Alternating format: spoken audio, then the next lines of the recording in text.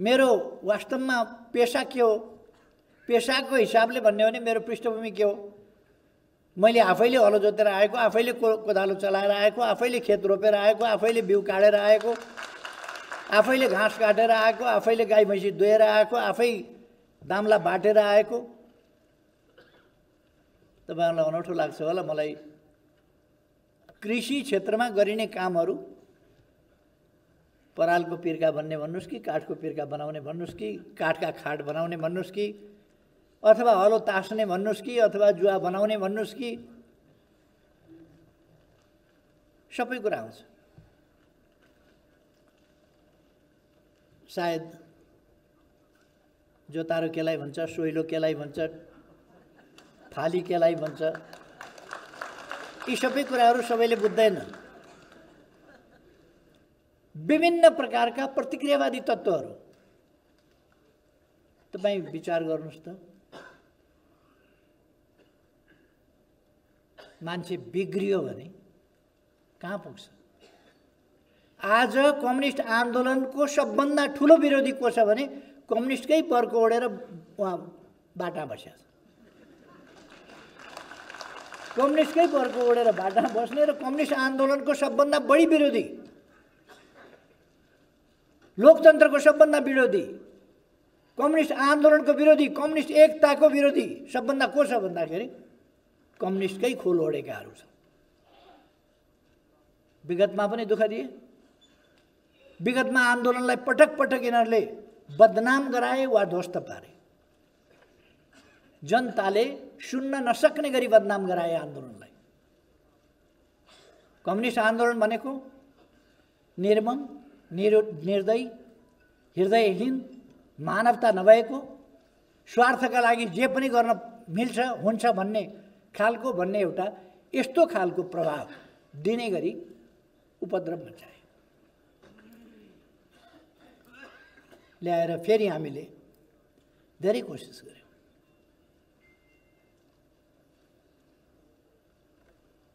मैले नाम त लिइरहनु पर्दैन, तर अस्ति मैले भूमिहीन किसानहरूको एउटा बेलामा भनेको थिएँ। यसअघि पनि हामीले एउटा आयोग बनाएका थियौँ भूमि व्यवस्था सम्बन्धी, सुकुम्बासी समस्याको समाधान गर्ने, अव्यवस्थित बसोबासलाई व्यवस्थित गर्ने, किसानहरूलाई धनी पूर्जा कमसेकम वितरण गर्ने। यो अभियान एकपल्ट हामीले 51-52 को हाम्रो अल्पमतको सरकारको समयमा यो अभियान सञ्चालन गर्यौं। त्यो अभियान सञ्चालन गर्न सँगसँगै माननीय केशव बडालको नेतृत्वमा नेपालको भूमि समस्या र भूमि सुधार, त्यो समस्या समाधान गर्न, भूमि सुधार कसरी गर्ने या भूमि व्यवस्थाको कसरी समाधान गर्ने र भूमिसँग सम्बन्धित जनताको समस्याको समाधान कसरी गर्ने भन्ने सम्बन्धमा हामीले आयोग बनायौं। उहाँले आयोगको प्रतिवेदन दिनुभयो। हामी कसरी सरकारबाट हटायौं साथीहरूलाई थाहा छ। बलजफ्ती अनुचित ढङ्गले सरकारबाट हटायौं। त्यो बडाल आयोग भनेर प्रसिद्ध छ। बडाल आयोग भनेको कुनै दन्ते कथाको बडाल होइन, हाम्रै अगाडि भएको बडाल आयोग। त्यो आयोगको प्रतिवेदन महत्त्वपूर्ण छ। हामी क्रमशः त्यसलाई कार्यान्वयन पनि गर्दै जान्छौँ। हामीले 51 सालमा आयोग बनाएर 65,000लाई धनी पूर्जा वितरण गर्न भ्यायौँ। 65,000लाई धनी पूर्जा वितरण गर्न भ्यायौँ। तर हामी सरकारबाट गयौँ, हामीले वितरण गरेका धनी पूर्जा समेत रोकेर अनेक कानुनी जटिलता अप्ठ्यारा पारेर कतिपयले त्यो भोग चलन गर्न पाए, धनी पूर्जा प्राप्त भइसक्यो, कतिपयले धनी पूर्जा प्राप्त गर्न पाएनन्, भ्याएका थिएनन्। त्यस्तो स्थितिमा त्यो टुङ्ग्यो अभियान। अर्को पल्ट हामीले कास्कीका के अरे उहाँको नाम शारदाजीको नेतृत्वमा, शारदा सुवेदीको नेतृत्वमा एउटा आयोग बनायो। माधव नेपालजी यति अल्गो सिरिङमा पनि टाउको ठोकिने गरी उफ्रिनु। उफ्रिनु मात्रै भएन, उहाँले नवलपरासीको एउटा आफू तर्फको वकिल रहेछ अन्धभक्त, उसलाई लगाएर मुद्दा हलाउनु भयो। अहिलेसम्म मुद्दा चालु छ। त्यो मुद्दा चालु छ। उहाँले कृषि क्षेत्रका समस्या, भूमि क्षेत्रका समस्या समाधान गर्न बनाएको आयोगलाई कामै गर्न नदिएर रोक्नुभयो। यसपल्ट पनि उहाँ कपाल लुची लुची छाती पिटी पिटी किन रोइराख्नु भएको छ? आयोग बन्यो, अब किसानको केही हुने भयो, उहाँ पिर परेको छ। उहाँलाई कृषि के हो हलो त समातेको छैन कहिले, कोदालो त समातेको छैन कहिले, किसानको समस्या त थाहा छैन, धान कसरी रोप्छन् उहाँले रोपेको छैन। त्यो एउटा बहाना हो। नजोति खान पाएपछि किन जोत्नु? उहाँले किसानका समस्या, कृषि क्षेत्रका समस्या, भूमिका समस्या बुझ्न चाहनुहुन्न, मुद्दा हलाएर। त्यही भएर मैले अस्ति यस्तै कार्यक्रममा एउटा हाजिरी जवाफ प्रतियोगिता भनेर साथीहरूलाई एउटा मात्रै प्रश्न सोधेको थिएँ। नेपालमा कृषि समस्या समाधान गर्न बाधा हाल्ने एउटा नेताको नाम बताउनुहोस् त भनेर सोधेको थिएँ। उहाँहरूले सही जवाफ दिनुभएको थियो। म तपाईँहरूलाई पनि सोध्न चाहन्छु, त्यस्तो नेता को हो बताउनुहोस् त? सही है।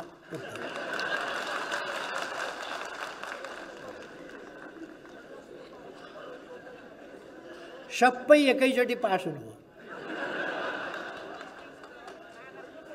कति कति छर्लङ्ग छ कुरो। दुई मत छैन भनेको यो हो। दुई मतै छैन, कुनै कसैको फरक मत छैन, सर्वसम्मत छ देश। माधव नेपाल हो जसले किसानका समस्या समाधान गर्न दलबहादुर राणा आफ्नै मन्त्री अनि शारदा सुवेदी मेरो होइन भन्नु। उहाँले कसको हो शारदा सुवेदी मलाई थाहा छैन। पार्टीको नेता उहाँ, माधव नेपाल पार्टीको नेता, शारदा सुवेदी मेरो मान्छे होइन, त्यसकारण यो हुँदैन भनेर। आफ्नो मान्छे होइन, के हो उहाँको मान्छे? अहिले यता पछिल्लो समय पनि उहाँले दिएको दुःख त्यही हो। मेरो मान्छे, मेरा मान्छे, मेरा मान्छे, मेरा समर्थक, मेरा पक्षका, मेरा पक्षधर। मैले भने तपाईँका पक्षधरको नाम लेखेर दिनुहोस् न, कमसेकम म थाहा पाऊँ को रहेछन्। कसरी थाहा पाउने? उहाँ मैले त हेर्ने त कार्यकर्ता हो। यसपल्ट पनि उहाँहरूले खुब रोक्न खोज्नुभएको थियो। पर्नुभयो फेला पद्मा अर्याल।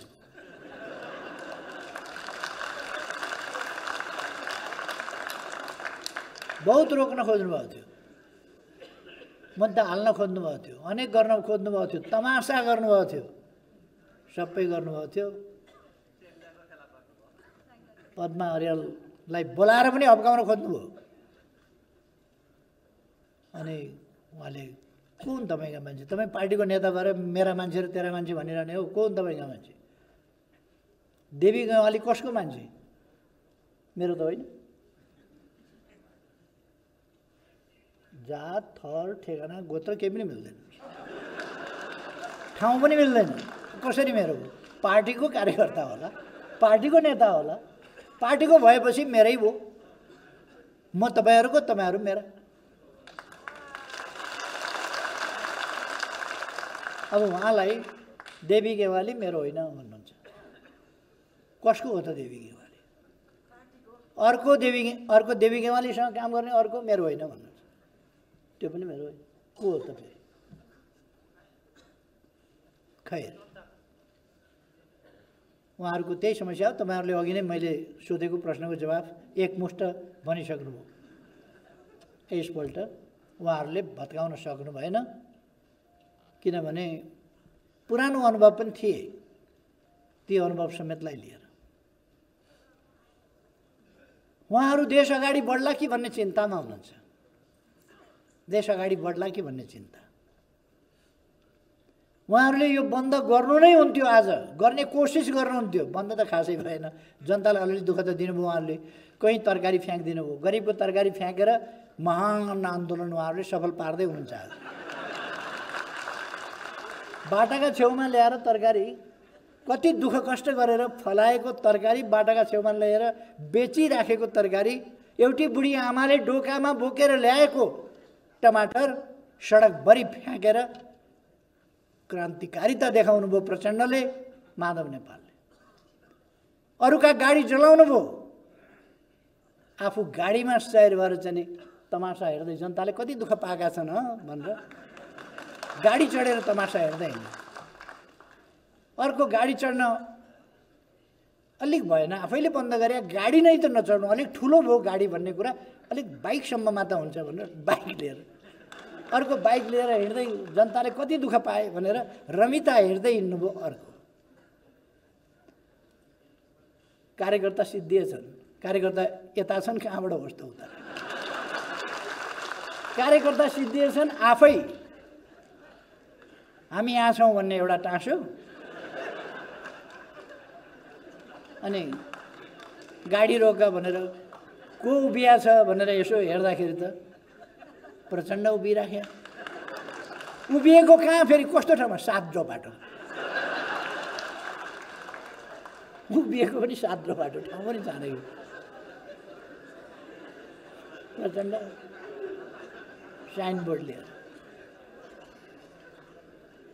माधव नेपाल अर्को कार्यकर्ता छैन, सिद्धिएछ, आफै उत्रिनु भएको छ। उहाँहरूले फ्याँक्या हो त्यो सब्जी टमाटर मुला कि होइन, अरूले फ्याँक्या हो, उहाँहरूले अराएका मान्छेले फ्याँक्या हो कि उहाँहरू आफैले फ्याँक्या हो, त्यो चाहिँ मलाई यकिन भइसकेको छैन। तर उहाँहरूको आन्दोलनले फ्याँक्या हो, उहाँहरूका कार्यकर्ताले कमसेकम फ्याँक्या हो। उहाँहरू आक्रामक ढङ्गले आउनुहुन्छ, नियम तोड्न खोज्नुहुन्छ, धाक धक्कु लगाउनुहुन्छ, कानुन मान्दिन भन्नुहुन्छ, अनि हप्की धप्की गर्नुहुन्छ। प्रमुख जिल्ला अधिकारी, एसपी, डिएसपी, इन्सपेक्टर कोही बाटा भेटायो भने हप्की धप्की गर्नुहुन्छ, सिडिओलाई हप्की धप्की गर्नुहुन्छ। कानुनको पालना गर्नुहोस्, हप्की धप्की गर्ने होइन, पालना गर्न सिक्नुहोस् कानुनको। लोकतन्त्रमा, लोकतन्त्र भनेको कानुनको राज हो, बल्मीचाहिँको राज होइन। प्रचण्डलाई म सम्झाउन चाहन्छु, ती दिन गए जति बेला तपाईँ संविधान मान्दिन, कानुन मान्दिन भनेर उपद्रव मचाएर हिँड्नुभएको थियो, त्यो जमाना गयो। अब कानुनको पालना गरेर चल्नुहोस्। अदालतलाई धम्क्याएको छ, निर्वाचन आयोगलाई धम्क्याएको छ, निर्वाचनको तयारी नगर भनेर हामी यहाँ छौँ भनेर लेखेर निर्वाचन आयोगमा पनि पुग्यो। त्यहाँ उहाँहरू पुगेपछि त थाहा पाए होला नि मान्छेले, हामी यहाँ छौँ लेख्नुपर्छ। हामी यहाँ छौँ लेखेर निर्वाचन आयोगमा हाजिर। पुगेपछि थाहा पाएन नि मान्छेले, पाए नि त, उहाँहरू त्यहाँ हुनुहुन्छ। फेरि पनि हामी यहाँ छौँ भनेर लेखा छ। ब्रान्ड भयो उहाँहरूको, हामी यहाँ छौँ। उहाँहरूका कार्यकर्ता कति छन् भनेर तपाईँहरूलाई चिन्न अब सजिलो छ। जो हामी यहाँ लेखेका छौँ भनेर टाँसिया छ त्यो उहाँहरूको कार्यकर्ता। उहाँहरूको पार्टी कत्रो छ थाहा पाउन पनि सजिलो भएको छ। कतिजना छन् हामी यहाँ लेखेका छौँ भने त्यत्रै हो पार्टी। अघि वरिपरि भनेको त रमिता समिता हेर्ने ओर्ने यताउता को आएछ के आएछ के टाँसिया हो, यता यसो हेर्ने ओर्ने बाटा छेउका मान्छेहरूको छोडिदिनुहोस्। खैर, धेरै कुराहरू म भोलि भन्नेछु। किसानहरूका समस्या समाधान गर्ने सन्दर्भमा हामी गम्भीरतापूर्वक लागेका छौँ, लाग्नेछौँ र अब किसान सङ्गठन पुनर्जागरित भएको छ, पुनः सङ्गठित भएर अगाडि बढ्छ र पुनः गतिशील हुन्छ, पुनः विस्तार हुन्छ। प्रेम दङ्गालजीले अगुवाई गरिरहनु भएको छ। उहाँको नेतृत्वमा किसान सङ्गठन, बडालजीको वरद आशीर्वाद, बडालजीको आशीर्वाद र दङ्गालजीको नेतृत्वमा अगाडि बढ्छ। उपयुक्त ढङ्गले सङ्गठनलाई पुनर्ताजगी दिएर, पुनर्जीवन दिएर अगाडि बढाउनुहोस्। आन्दोलन, विवाद गर्नेहरू, झगडा गर्ने बानी परेका, मुद्दा लड्ने बानी परेका, सिङौरी खेल्ने बानी परेका, भुइँ खोस्रिने बानी परेका, गाली गलौज गर्ने बानी परेका, मुख छाड्ने बानी परेका, जहिले जहाँ पुगे पनि न्यु खोज्ने बानी पुगेका हटे। अब आन्दोलनलाई एकजुट बनाएर लाने हो, सल्लाह गर्ने, सहमति कायम गर्ने, एकजुट बनाएर अगाडि लाने। त्यस काममा तपाईँहरूलाई सफलता प्राप्त होस्, म धेरै धेरै शुभकामना भन्न चाहन्छु। भोलि फेरि मैले केही विचारहरू राख्नेछु, अलिक सविस्तारै त्यहाँ आफ्ना कुराहरू राख्ने नै छु। म चुलै मात्रै होइन, टोलै निम्तो, गाउँै निम्तो, ओडै निम्तो, पालिकै निम्तो। चुलै मात्रै भन्दाखेरि फेरि परिवार मात्रै लिएर आउनु होला, छिमेकी नलिई आउनु होला। त्यसकारण चुलै निम्तो, छिमेकी समेतको निम्तो, टोलै निम्तो, ओडै निम्तो, सबै गरेर आउनु होला साथीहरू। भोलि फेरि भेटौँला। भोलिको कार्यक्रमपछि, आफ्नो तपाईँहरूको कार्यक्रमपछि, तपाईँहरूको बैठकपछि त्यसका निर्णयहरू बोकेर तपाईँहरू गाउँ गाउँमा जानुहुनेछ र गाउँ गाउँबाट एउटा नयाँ जागरण ल्याउनुहुनेछ। यसपल्ट एउटा नयाँ कीर्तिमान हामीले कायम गर्नु छ। नयाँ कीर्तिमान। मै हुँ भन्ने केहीले पार्टी छोड्दैमा यो आन्दोलन समाप्त हुँदैन। यो आन्दोलन अझ मजबुत भएर जान्छ, अझ बलियो भएर जान्छ, अझ शुद्धिकरण र सुदृढीकरण भएर जान्छ। यो शुद्धिकरण पनि हो, यो सुदृढीकरण पनि हो, यो विस्तृतीकरण पनि हो। त्यसकारण आन्तरिक रूपमा सुदृढ, आचरण व्यवहारको हिसाबले, विचारको हिसाबले शुद्धिकरण र सङ्गठनको हिसाबले सुदृढीकरण र विस्तृतीकरण व्यापक रूपमा यो फैलिनु पर्दछ। त्यसकारण हामी त्यसै अनुसार सशक्त ढङ्गले अगाडि बढ्नेछौँ र हामीले शानदार बहुमत ल्याउनु पर्दछ। कसैले ठान्ला पार्टी फुटिएको छ, कसरी बहुमत आउँछ? 3 करोड मान्छेमा 2-4 जना जाँदैमा फुट्यो। 3 करोड मान्छे छन् देशमा, 2-4 जना गए। त्यसो भएर आत्तिनु पर्दैन, मनोबल गिराउनु पर्दैन। हामी जित्न सक्छौँ, हामीले जित्नुपर्छ र हामी जित्नेछौँ। यो मनोबलका साथ अगाडि जान म साथीहरूलाई आग्रह गर्न चाहन्छु। तपाईँहरू सबैमा धेरै धेरै शुभकामना साथ आफ्नो भनाइ टुङ्ग्याउँछु र म यहाँहरूबाट बिदा पनि हुन्छु। धन्यवाद। हरेक नागरिकलाई हरेक खबरबाट हरेक पल सुसूचित गराउने हाम्रो अभियान जारी छ। हरेक पल टिभी HD सब्स्क्राइब गर्न नभुल्नुहोला। नमस्कार।